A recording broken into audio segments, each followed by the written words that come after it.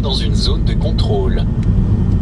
Voilà, donc l'itinéraire de contrôle, c'est un itinéraire qui a été décidé par les forces de l'ordre du département avec la préfecture, qui ont décidé quels étaient les axes sur lesquels il y avait besoin de vérifier les vitesses maximales, le respect des vitesses maximales autorisées. Ce plan de contrôle pour le département, il est validé par la délégation à la sécurité routière pour la cohérence nationale, et ça se définit ensuite suivant des axes que doit suivre la voiture, et elle doit contrôler ces axes.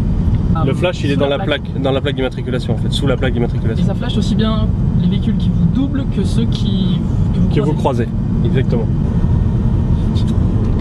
Ce véhicule, par rapport aux véhicules actuels, qui sont armés par 2 policiers ou 2 gendarmes, il y a une évolution majeure qui est celle d'avoir des caméras, 2 caméras devant et 2 caméras derrière, qui permettent de lire les panneaux et qui permettent de ce fait de pouvoir être sûr que l'appareil du radar connaît les vitesses maximales autorisées et donc peut prendre des véhicules qui sont en infraction potentiellement par rapport à cette vitesse maximale autorisée. La seule chose à laquelle il contribuait, c'était la vitesse. Puisque l'entreprise ne connaît pas le flash, le nombre de flash, non seulement elle ne connaît pas, mais elle n'a pas le droit de le demander.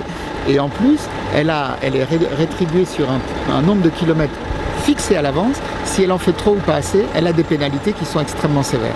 Donc il n'y a aucun zèle possible, c'est fondamental. Et le but, c'est d'arriver à ce que ces voitures roulent beaucoup plus qu'aujourd'hui. Aujourd'hui, elles roulent 1h30 en moyenne par jour. Mais dans le même temps, c'est de récupérer les 2 policiers et les 2 gendarmes qui sont dans une voiture à faire une activité qui n'est pas de leur niveau de qualification, il faut bien l'admettre, et de remettre ces policiers et ces gendarmes sur des missions qui sont les leurs, soit en sécurité routière, soit encore en protection de la population.